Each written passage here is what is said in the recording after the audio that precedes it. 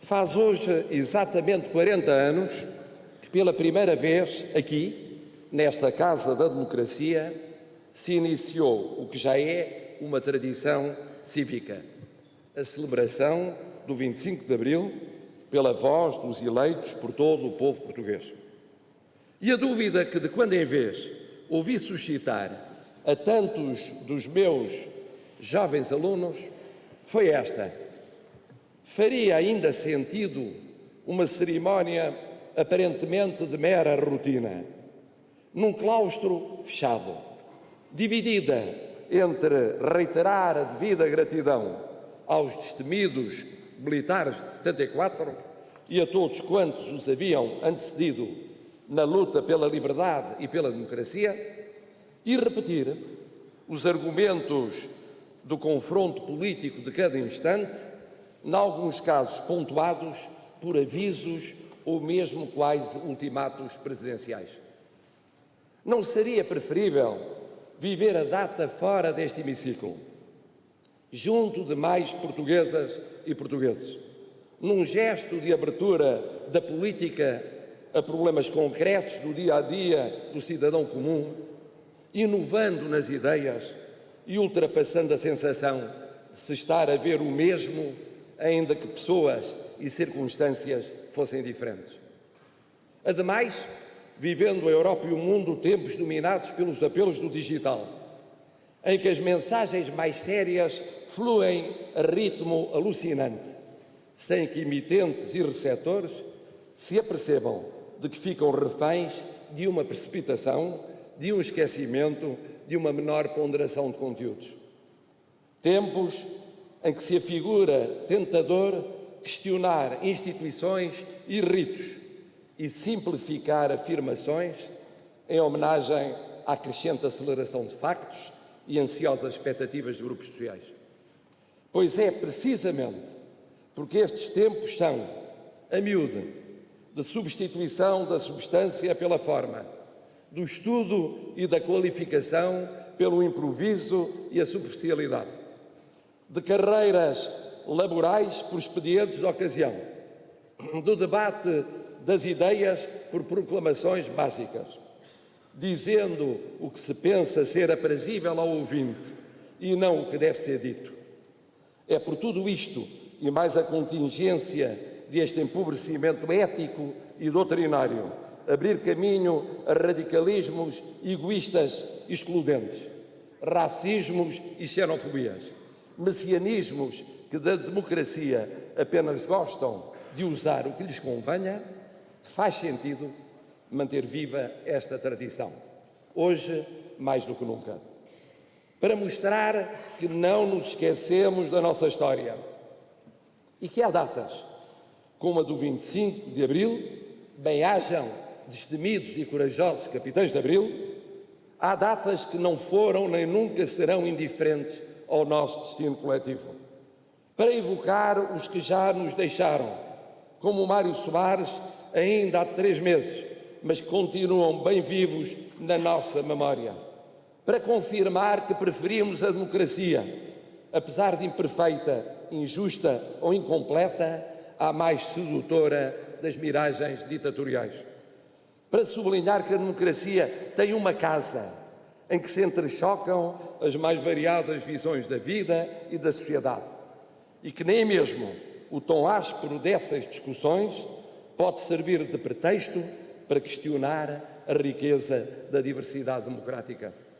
Para reforçar que é porque entre nós há tanta diversidade e tão vigorosos combates políticos que o nosso sistema de partidos é dos mais estáveis na Europa, não deixando espaço a riscos antissistémicos conhecidos noutras paragens. Para recordar que se é verdade que a democracia está longe de acabar nesta casa ou em todos os órgãos de soberania, a Assembleia da República é um símbolo primeiro da democracia portuguesa. Prestigiá-la dá vigor à nossa democracia.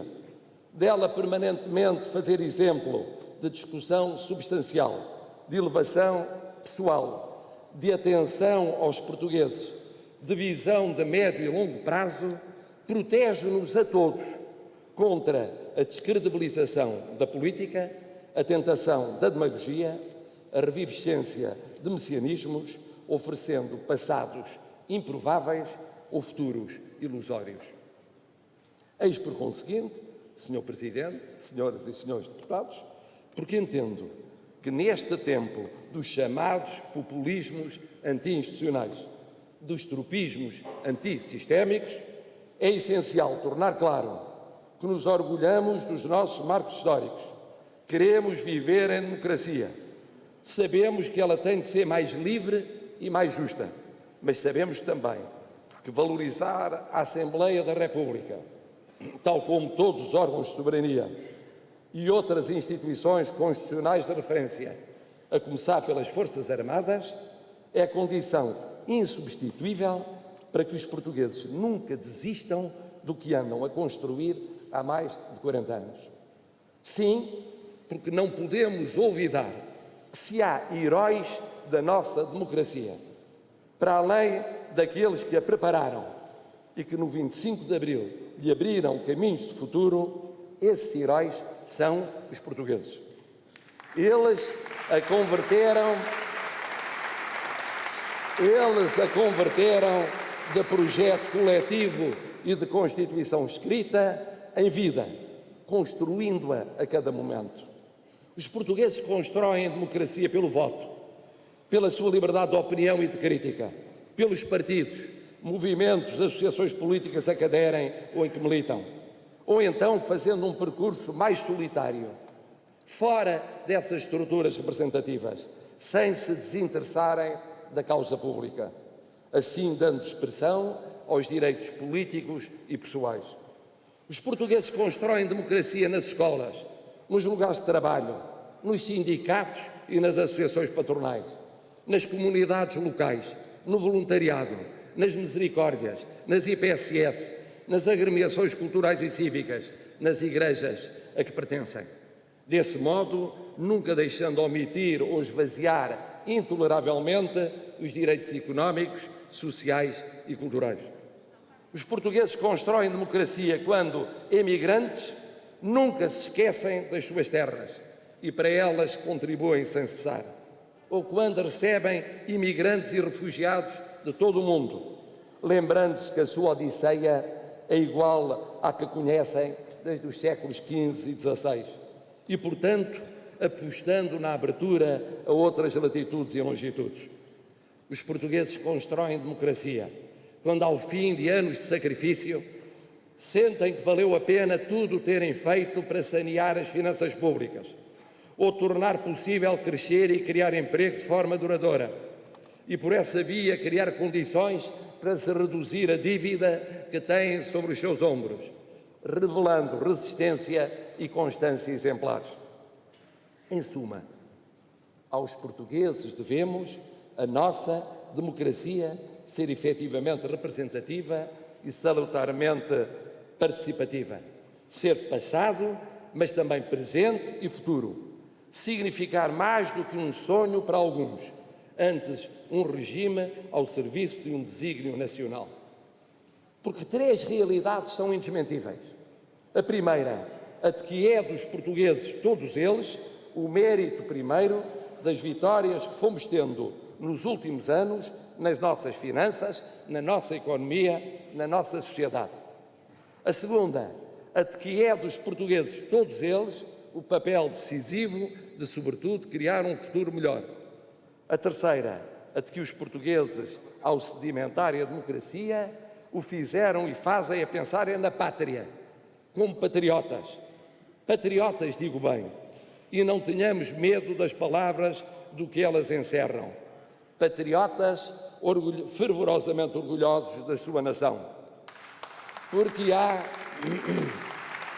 2 maneiras muito diferentes de se amar a nação.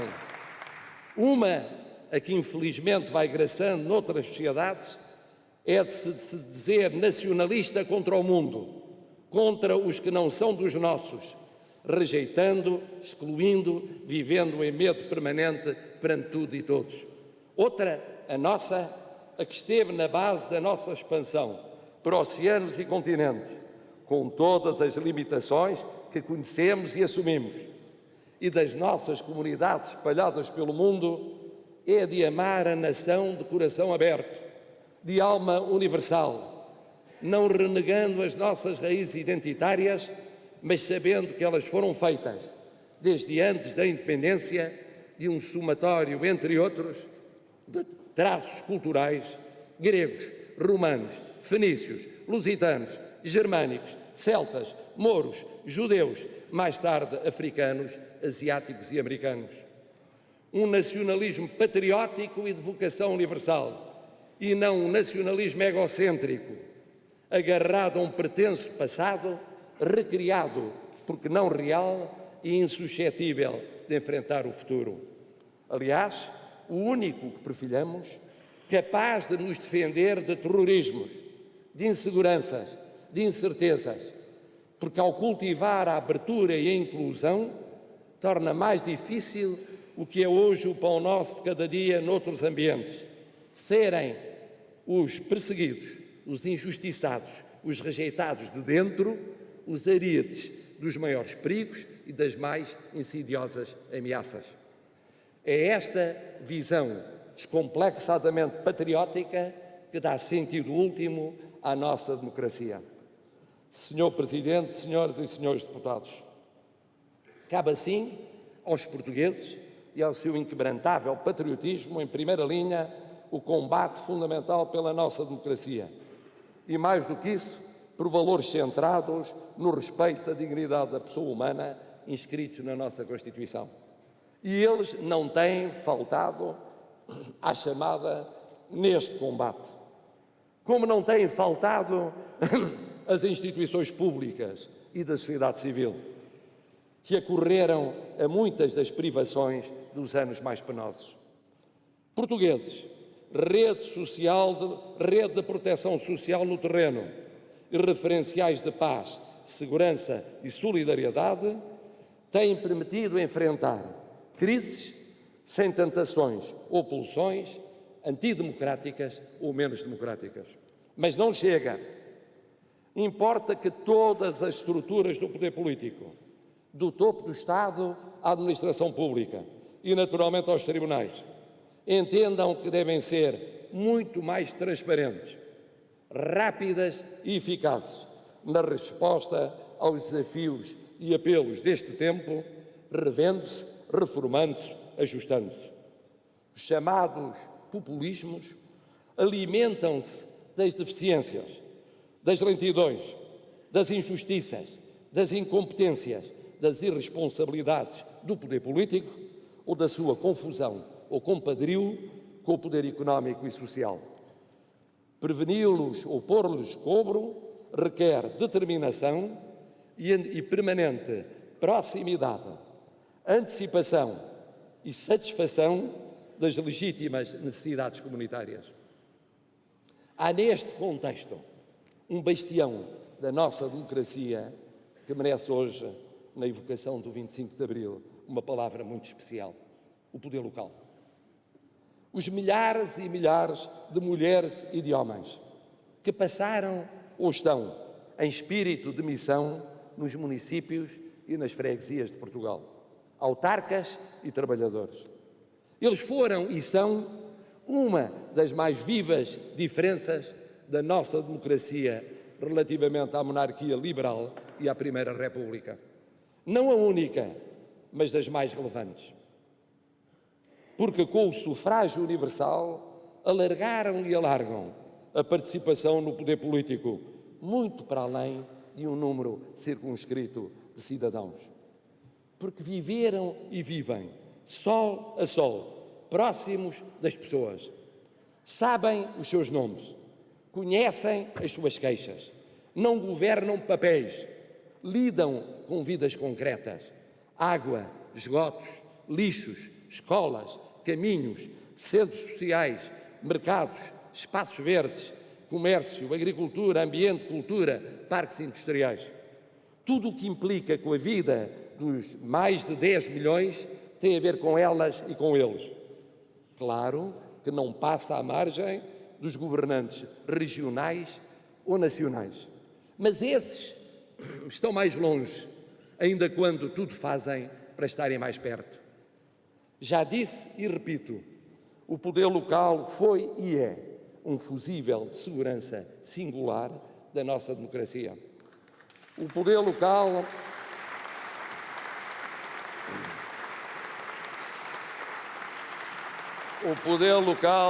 não é isento de problemas e defeitos, como toda a obra humana, mas tem direito a ser, como um todo, celebrado por uma vez num 25 de Abril. E a meses da realização do ato eleitoral que a inicia, todos formulamos o voto que a nova legislatura autárquica traga consigo, quer nas áreas de satisfação de necessidades clássicas ou básicas, quer no desenvolvimento económico, ambiental, social e cultural, e, portanto, humano, quer nas novas vias de participação popular, passos ainda mais arrojados, promovendo o progresso, combatendo a pobreza e o seu risco e as desigualdades e fomentando um clima livre, plural e crítico, próprio das democracias fortes e prospectivas. Espero também a duplo título, como Presidente da República e como antigo autarca, durante 19 anos, no mais rico, num seu vizinho e no então, porventura, mais pobre município nacional. Senhor Presidente, senhoras e senhores deputados, Portugal não é um país perfeito. Temos de melhorar e muito o que queremos oferecer de futuro aos nossos jovens, tal como aos nossos anciãos que tanto nos deram já. Os 2 anos e meio que faltam para o termo da legislatura parlamentar terão de ser de maior criação de riqueza e de melhor distribuição. Governo, seus apoiantes e oposições, que legitimamente aspiram a voltar a governar, estarão, por certo, atentos a este imperativo, na multiplicidade enriquecedora das suas opções. Tal como têm sido essenciais uns e outros neste último ano e meio, ao garantirem a virtuosa compatibilização entre a indispensável estabilidade e o salutar confronto político e parlamentar. Mas se Portugal tem de fazer mais e melhor, para sermos justos, havemos de admitir que somos uma pátria em paz, com apreciável segurança, sem racismos e xenofobias de tomo, aceitando diferenças religiosas e culturais como poucos, com uma rede de instituições sociais devotada, um poder local incansável e um sistema político flexível e, nessa medida, mesmo escarecido de reformas, mais sustentável do que muitos outros nos nossos parceiros europeus. Por isso, temos resistido à nova vaga dita populista que percorre esse mundo fora. Com quase 9 séculos de história, não trocamos o certo pelo incerto. Não sacrificamos uma democracia, ainda que imperfeita, seduzidos por cantos de sereia, de amanhãs ridentes, em que do caos nascerá o paraíso. E também, graças ao 25 de Abril, temos dentro de nós caminhos suficientemente opostos e, portanto, alternativos, embora todos eles crentes na democracia constitucional, para nos sentirmos dispensados de aventuras sem regresso. Em suma, temos muito orgulho na nossa história, no nosso patriotismo aberto ao universo, na nossa capacidade para nos reinventarmos em democracia, mantendo-nos fiéis à nossa língua, às nossas raízes, à nossa maneira de ser, plataforma entre culturas, civilizações, continentes e oceanos. Numa palavra, Senhor Presidente, senhoras e senhores deputados, nós orgulhamo-nos de Portugal.